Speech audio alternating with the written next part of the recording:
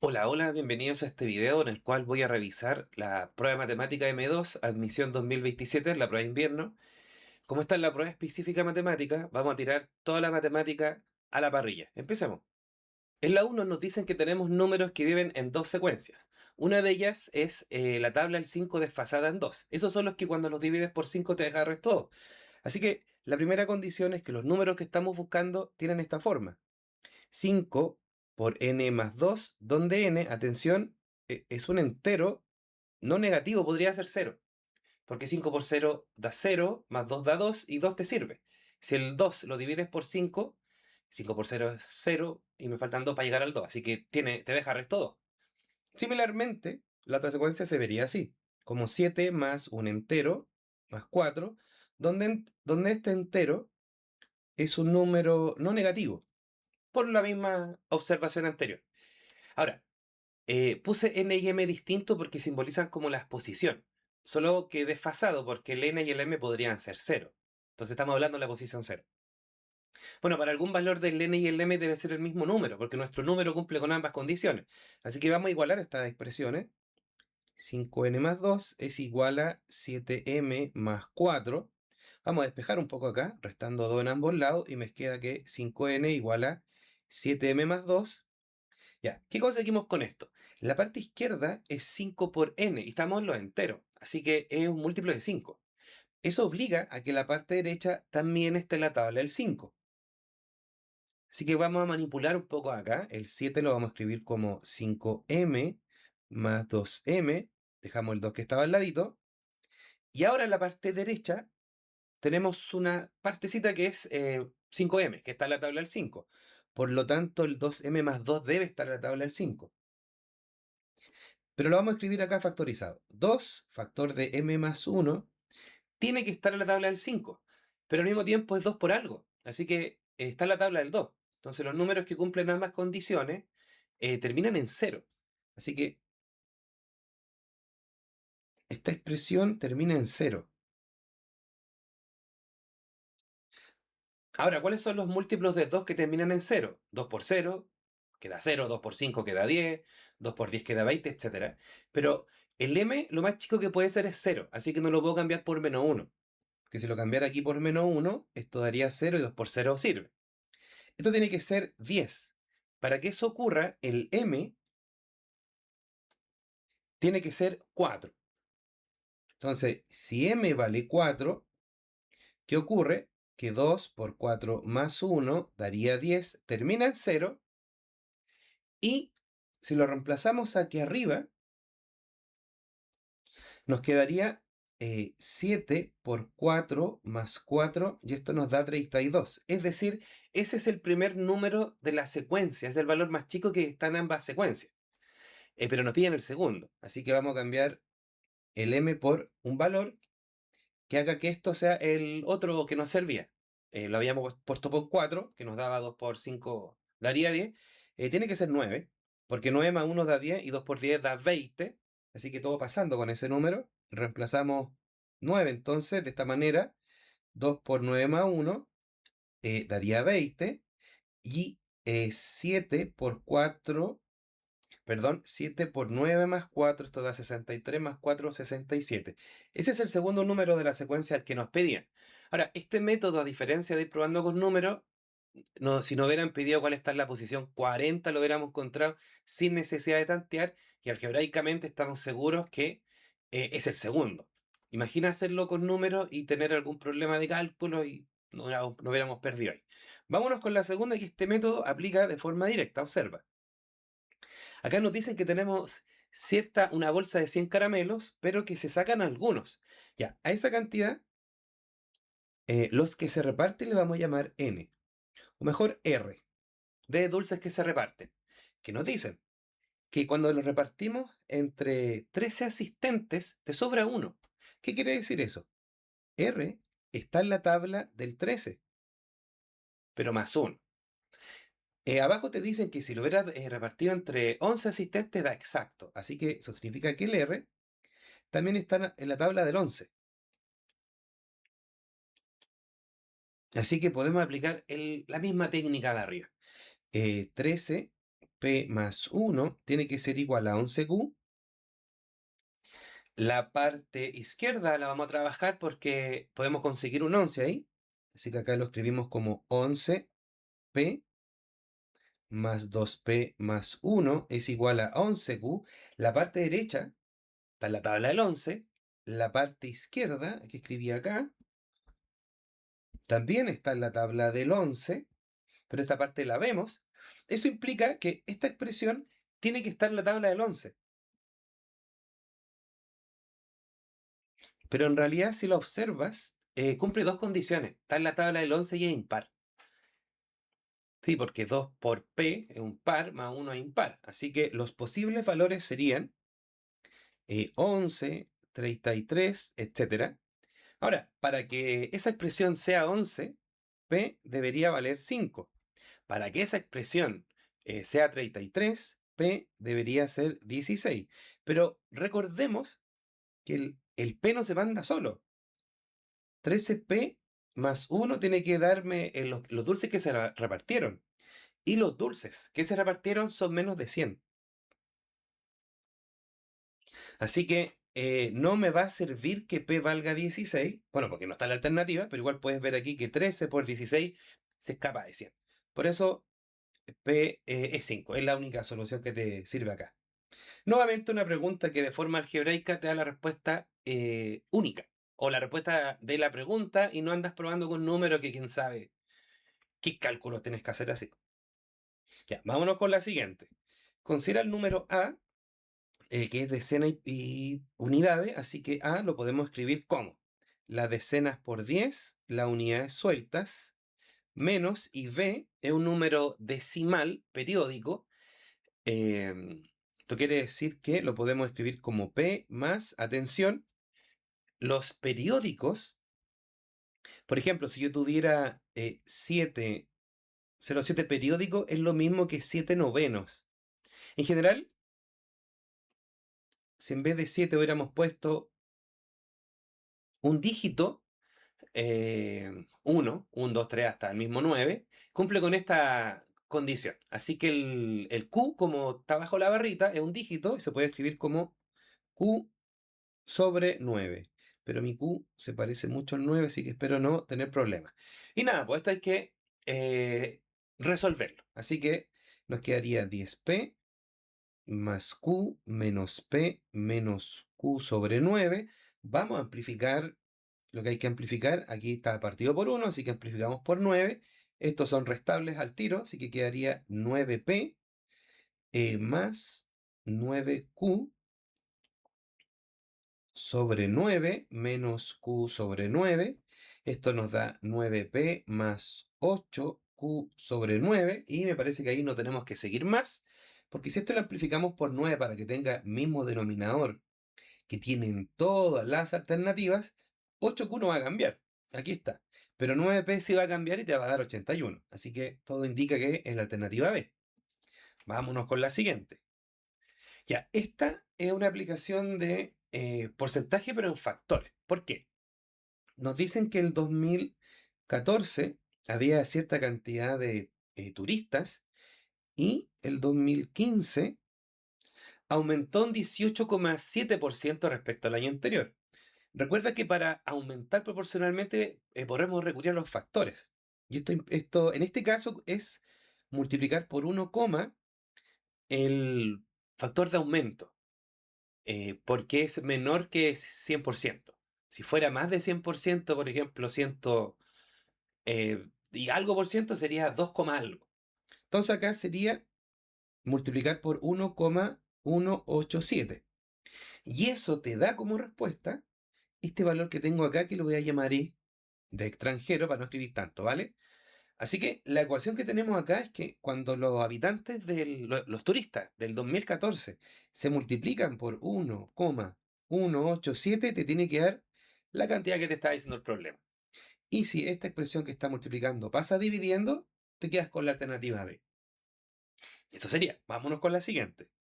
Acá, en una tienda tenemos un artículo y nos piden lo siguiente. Tenemos que hacer la resta entre el precio original, que este es el precio original, lo voy a llamar P, y el precio final, que lo voy a llamar F. Y eso te tiene que dar 4 lucas. Entonces, esa es la forma que debe verse en la alternativa, a no ser que esté manipulada. Entonces, todo indica que podría ser la A, la B o la C. Solamente hay que detectar bien qué es lo que es el precio final. Ahora, ¿qué pasa con el precio final? Primero se rebaja y después se aumenta.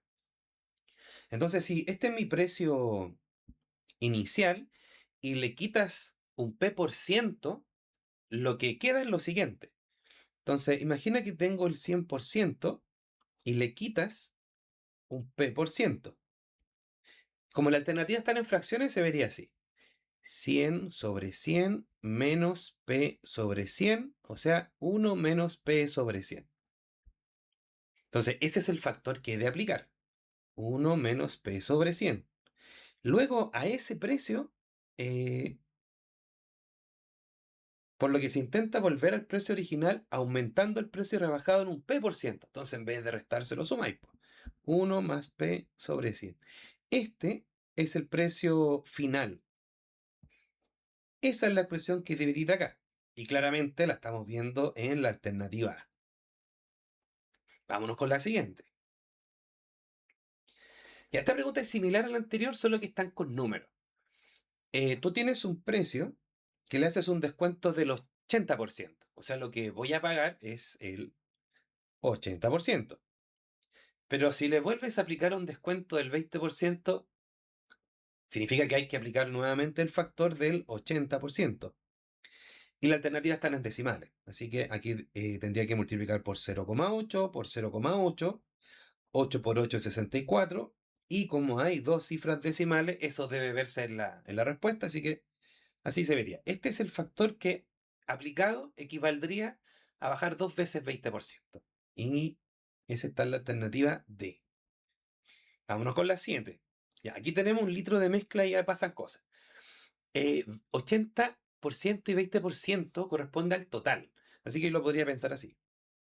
Que tengo 10, 1, 2, 3, 4, 5, 6, 7, 1, 2, 3, 4, 5, 6, 7, 8, 9, 10.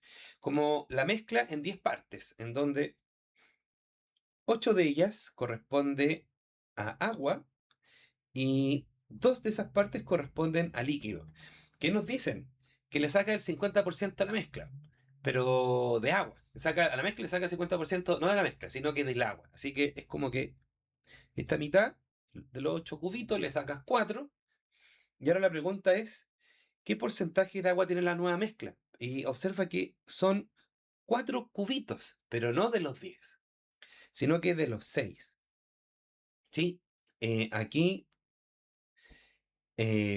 simplificamos la mitad, que sería 2 tercios, amplifico por 9, por 3, perdón, quedaría 6 novenos, y esto en periódico, según lo que vimos una de las preguntas anteriores, creo que la 3, esto es 0,6 periódico, en decimal, pero si lo quiero transformar a porcentaje, tengo que correr la coma 2 veces a la derecha, y eso nos lleva a la alternativa D.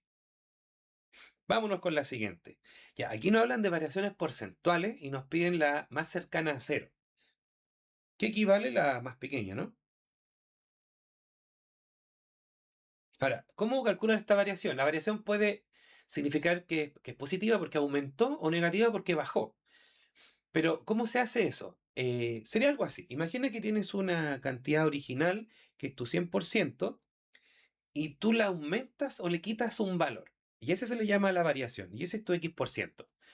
Entonces, por regla de 3, te quedaría que X es igual a B por 100 sobre el precio original, entendiendo que esta variación podría ser positiva o negativa porque es la resta entre el nuevo valor y el valor original.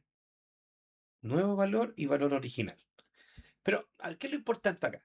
Fíjate que para ver el porcentaje que le corresponde, la variación porcentual, en el fondo hay que enfocarse acá. Hay que enfocarse en la fracción variación sobre precio original. Así que en la tablita me conviene hacer ese valor, las variaciones. Así que vamos restando. 96 con 210. Esto da De 100 a 100 es 100. A 200, perdón, es 100. A 110 sería 110. Y con 4 daría 114. 175 con 18. 218, 175. Esto es 3. Aquí pedimos 1. Esto es 11. Aunque esto más con los cálculos. Esto daría 4, ¿no? 43. De 500, aquí voy a hacer una... Aquí se puede tratar directo. 499, 341, esto daría 8. Esto daría 5, 1, 158. Y el último daría... a ver, si fuera 58 a 98, sería 40. Pero si a 94 le quitáis 4, así que no es 40, es 36. Ya, cuidado con pensar que aquí la menor variación es 36, porque esto es porcentual. Tengo que compararla respecto de del valor original. Entonces lo que hay que hacer es lo que tengo acá, son estas fracciones. Entonces 114 lo voy a comparar con 96 en el caso de Valparaíso. 43 lo voy a comparar con 175 en el caso de Ñuble. 158 lo vamos a comparar con 499 en el caso de Biobío y 36 hay que compararlo con 58 en el caso de Magallanes. Ahora, lo primero hay que descartarlo al tiro porque queremos ver cuál de estas fracciones es más chica. Y la primera fracción es más grande que un entero, así que chao. Vamos con la segunda. Tengo 40, el 4 y el 17, que es como 40 viéndolo con 160. Entonces voy a ver qué pasa con esta fracción y un cuarto. 43, 175 lo voy a comparar con un cuarto. Y para esto multiplico cruzado. 4 por 3 es 12. 4 por 4 es 16, más 1 es 7. 172, que es más chico que 175. Eso significa que esta fracción es más chica que un cuarto. Igual al ojo se ve, pues la de arriba multiplicada por 4 es más chica que la de abajo. Igual multipliqué, no es que lo vean. Pero si miras las siguientes, 158 por 4 o 15 por 4 da 660. Pero 150 por 4 da 600. ¿Qué le va a ganar el de abajo? Por lo tanto, esa fracción es más grande que un cuarto. Similarmente, 36 por 4 da 120 y tanto, quizás más, 144. Que es más grande que 58. Así que esta fracción, estas dos, son más grandes que un cuarto. Por lo tanto, acabamos de encontrar la más chica, que es la de Ñuble, que tendría la menor variación porcentual. Ya, finalmente una pregunta sin contexto, meramente matemática. Quien haya estudiado las propiedades de raíces, de gracia, porque esto es la pregunta típica. Arriba tenemos multiplicación de raíces mismo exponente, índice, así que lo conservamos y abajo multiplicamos las potencias de igual base, conservando la base y sumando exponente, quedaría 4 más 2, 6. Y yo podría simplificar acá, porque todo es positivo, pero voy a hacer otra cosa. La la raíz de abajo no es raíz de índice 6. Así que lo que voy a hacer es amplificarla por 3. Porque aquí hay un 2, acá hay un 1. Entonces me va a quedar como sigue. La raíz secta de 2 a la 3. Acá conservo una raíz. Conservo la... Ahora, calculando dentro, conservo la base que es 2 y resto exponente. Y 6 menos 3 es 3. Ahora, aquí simplificamos por 3 y nos quedaría que este quedaría en 2, este quedaría en 1, queda la raíz cuadrada de 2. Es cierto que se puede simplificar arriba y después racionalizar, pero es el mismo camino. Era para jugar nomás. La siguiente. Considera un cubo que te dan la arista y dicen que esta arista aumenta a 4 veces lo que vale. O sea, lo que vale por 4. Así que la nueva arista sería 4. La que estaba 4 al cuadrado por 4. Conserváis base y sumáis arriba, te queda 4 elevado a 3. Y como te piden el volumen, recordar que el volumen de un cubo es lado por lado por lado. Y como este nuevo lado sería 4 a la 3, vuelve a elevar a 3 y te quedaría 3 por 3, 9. Alternativa D. La 11. Ya aquí nos dan los viajes diarios y nos preguntan qué pasa en 365 días. Entonces hay que multiplicar. voy a escribir 16 por 10 elevado a 1, 2, 3, 4, 5, porque las alternativas están en potencia de base 10, así que me conviene tenerlo así. Esto es en un día, así que en un año he de multiplicar por 365. Con esto descartamos la A y la B al tiro. Nada, aquí toca multiplicar 16 por 365 y te va a aparecer el 584, pero no sabemos de qué manera. Ya, 3 es 5 por 16, 6 por 5 es 30, 6 por 6 es 36, más 3 da 39, 3, 6 por 3 18, más 3 21. Aquí facilito, bajamos nomás, esto da 0, 14, 1, aquí da 6, 7, más la reserva 8, es 584 lo que tiene que darte. Ya, entonces esta multiplicación es lo mismo que 5840, pero voy a escribir 584, y ese 0 equivale a multiplicar por 10, ¿sí? O sea, 584 por 10. Pero ese 10 se lo voy a pasar a ese para que me quede a la 6. Ya, pero yo no quiero el 584, quiero el 5 coma. Entonces, lo que uno necesita es correr la coma que está después del 4, está acá. Ahí, correr las dos veces para la izquierda. Y eso se consigue multiplicando con 10 a la menos 2. Porque el exponente negativo, el efecto que hace es tirar la coma para la izquierda. Pero para compensar, multiplico por 10 a la 2. Entonces, ese cuando multiplica el de acá te queda 5,84. Y estos dos, conservas base y suma exponente, te queda 10 a la 8. Así que la alternativa dado. Vámonos con la 11. Ya, esta pregunta tiene muchas explicaciones bien bonitas, pero la forma directa de hacerla es recordar que cuando tenemos un plano cartesiano donde aquí está el X y aquí está el Y, cualquier puntito tiene coordenadas X, Y. ¿Sí? Donde la primera coordenada es el número horizontal y la segunda es vertical. Pero acá, en este plano cartesiano modificado, tu coordenada de X no es X, es logaritmo de X. Y la coordenada Y no es Y, es logaritmo del volumen de una esfera. Y te preguntan cuánto debe valer el R para que te quede esto, todo abajo. Entonces, como cualquier puntito de este plano se ve como logaritmo de R, volumen, logaritmo del volumen de una esfera de radio R, la pregunta del millón es, ¿qué pondría ahí en el R para que te quede un 0? Entonces hay que preguntarse el logaritmo de qué número es 0. Y después de mucho pensar descubrimos que es 1. O recordar, mejor dicho. Entonces, si el radio vale 1, significa que el logaritmo de 1 nos va a dar 0. Y logaritmo del volumen de una esfera de radio 1 significa en esta fórmula de arriba cambiar el R por 1. Pero 1 al cubo es 1, desaparece. Y nos queda simplemente logaritmo de 4pi sobre 3. Pero no olvidemos la pregunta que es, ¿cuánto valdría el radio? ¿Cuánto valía el R? 1. Vámonos con la siguiente. Ya, acá tenemos un modelo de sonido y nos piden reemplazar y evaluar y despejar.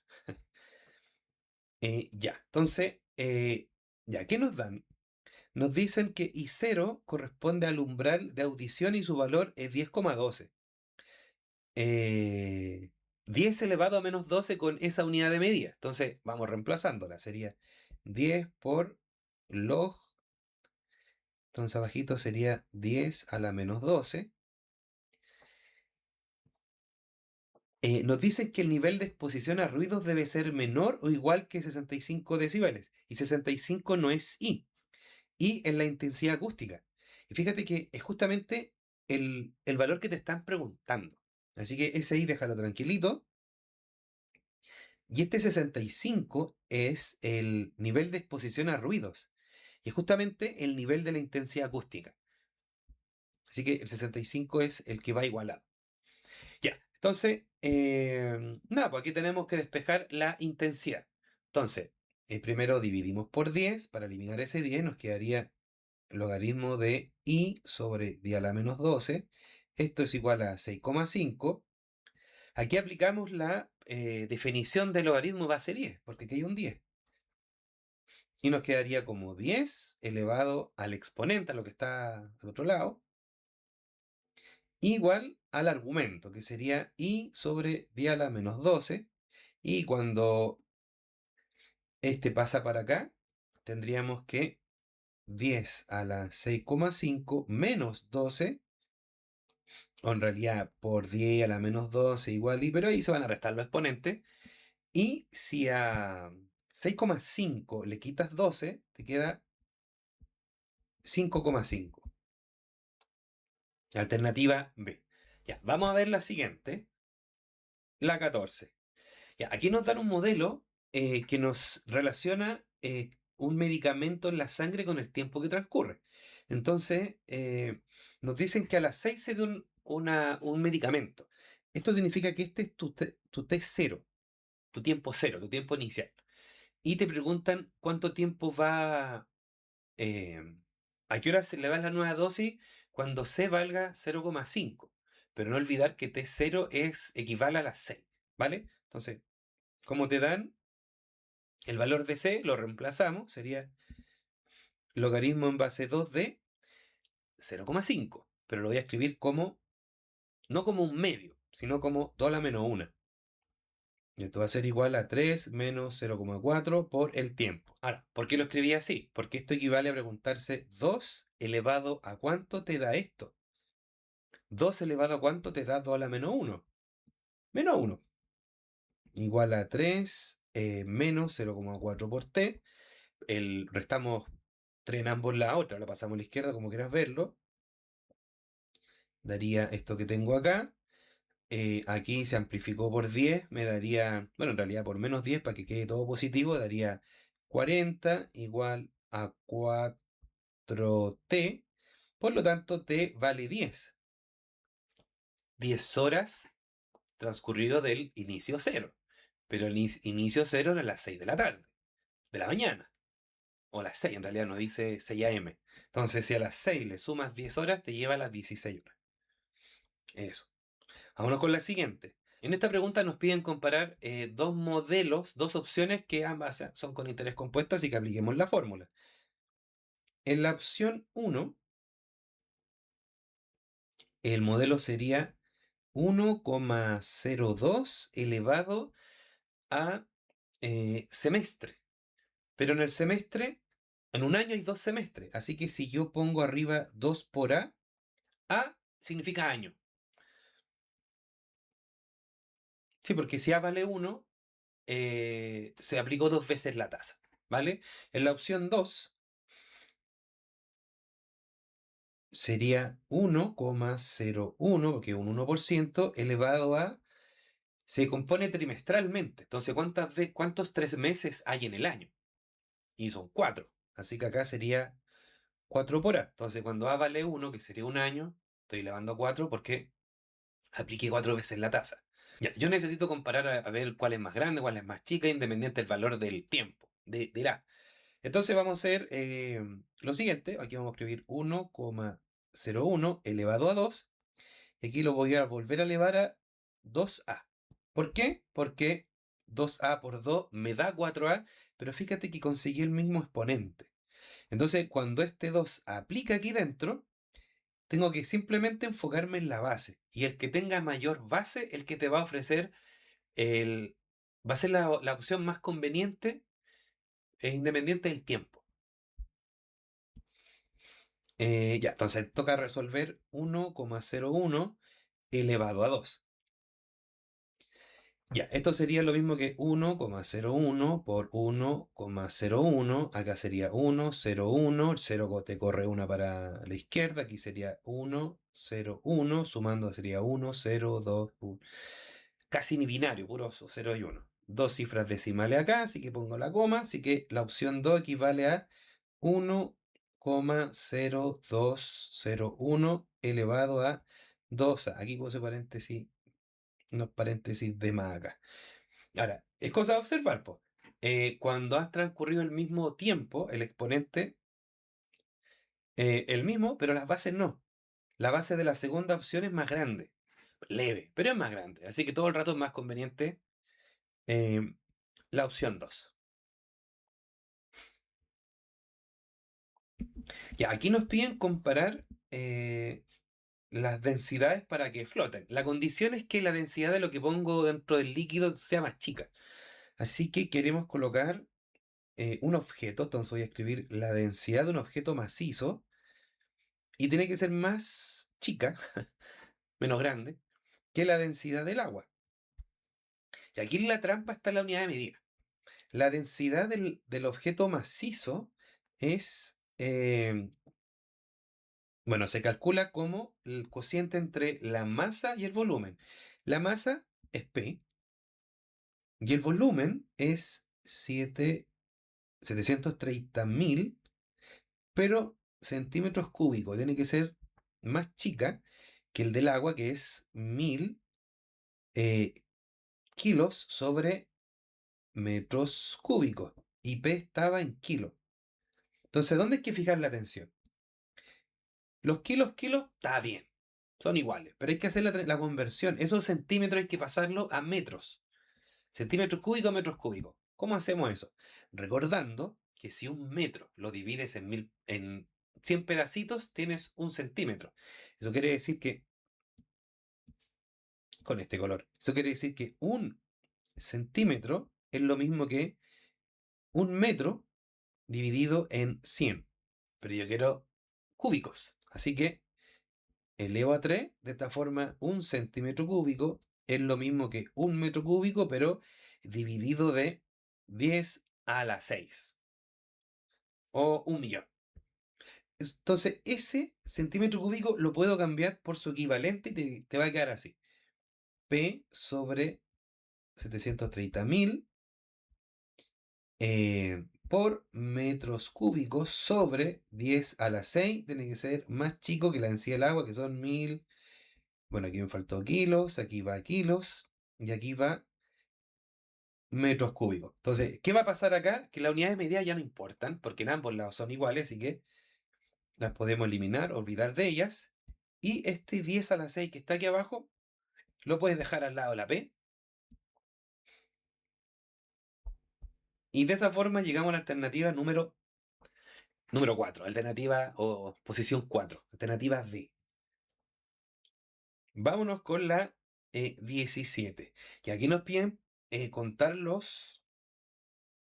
las áreas de los triángulos blancos en la figura 3. Ya. Primero contemos el distinto. Ese corresponde a, si observa esta figura grande, que se ha dividido en 4 partes. Y nos dicen que A es el área del triángulo 1, del triángulo gigante. En realidad, para cualquier figura, el triángulo grande tiene área A. Ya, entonces para calcular el área de este triángulo blanco, vamos a ponerle 1. Triángulo 1 sería un cuarto del área del triángulo grande. Aquí le vamos a sumar. Para calcular el área de estos triangulitos que le vamos a llamar 2, que son iguales, observa que el triángulo de al medio, si yo lo hubiera dividido en 4 partes iguales, te dan esos. Pero solamente estamos tomando 3. ¿Qué quiere decir eso? Que a este cuarto, este es el área del triángulo blanco de al medio. Entonces, si ese tú lo vuelves a dividir por 4, pero multiplicas 3, tendrías el área de los 3 triángulos más pequeñitos. Y hay que sumar esto, pero según la alternativa te dice no lo sume, factorice. Entonces, para la izquierda voy a factorizar un cuarto y para la derecha voy a factorizar a. Entonces, aquí saqué un cuarto y saqué a, entonces me queda un 1. Y del lado derecho saqué un cuarto y el a, entonces me quedaría el 3 cuartos. Por eso llegamos a la alternativa C. La 18. Ya, acá tenemos muchísima información, pero lo relevante es que nos dan una secuencia y a partir de ella se restan de 2 términos para crear una nueva. Entonces, si mi primera secuencia se llamaba A sub 1, los términos se llamaban A sub 1, A sub 2, etc., a la segunda secuencia llamémosle B sub 1, B sub 2, etc. Entonces este sería B sub 1, este sería B sub 2 y este sería B sub n. para cualquier n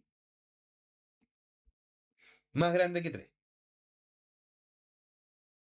Pero qué loco, porque aquí te dicen que la n, para cualquier n más grande que 3, tiene esa fórmula. Así que usémosla. Ya, me piden de esta nueva secuencia en la que está en la posición 2020. O sea, te piden B 2020. Y por definición, tienes que ocupar, bueno, como te lo definen, como esa resta. Que sería A sub 2021 menos A sub 2020. Y como cada una de ellas, el n es más grande que 3, usamos la fórmula de arriba, que se calcularía entonces como 2021 al cuadrado más 4, menos, aquí pongamos paréntesis, como 2020 al cuadrado más 4. Y nada, hay que resolver eso. Entonces acá, si sacamos paréntesis, ese 4 se va con ese 4. Y acá te queda algo que hace rato no habíamos visto, que se supone que la prueba tiene cosas de álgebra, y tenemos un producto notable, la suma por diferencia, que te va a quedar como la suma de los términos sin los cuadrados por la resta de esos mismos términos. Pero la resta da 1 y la suma da 4041, que sería la alternativa A. Ya, esta pregunta, porque aparece un montón de información que no se usó, es verdad, pero si la quieres usar, te pongo un desafío. Intenta buscar la suma de los términos B1 más B2, así hasta el B 2020. Y te vas a encontrar con algo bien bonito llamado la suma telescópica. Y en ese caso sí que va a ser importante el primero.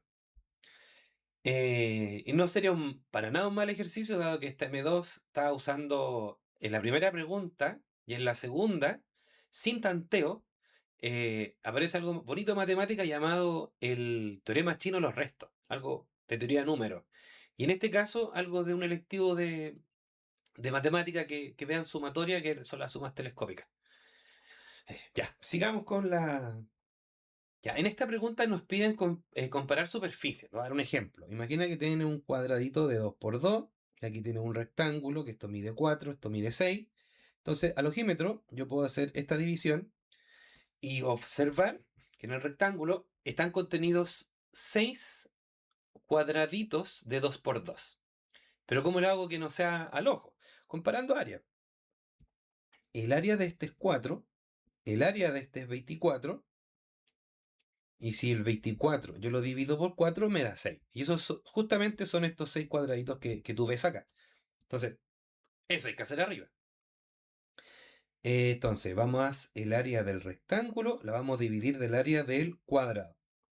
El área del rectángulo es multiplicar lado por lado, que sería 4x por x más 1 por 2x por x menos 1. Y se compara con 2x sobre 5 por 2x sobre 5, porque el área es un cuadrado lado por lado. Y acá vamos tachando. 2x se va con 2x, 2x se va con este, pero queda un 2, 5 por 5 es 25, pero como está abajo sube, se junta con el 2 y te queda 50. Y estos dos términos forman, como en el ejercicio de arriba, una suma por diferencia, que te quedaría x cuadrado menos 1, dándole una alternativa D. La 20. Este es un clásico de proporcionalidad. ¿Cómo se resuelve? Veamos el ejemplo para la primera llave, para luego entender cómo se hace con las otras. Voy a poner acá, y llave 1.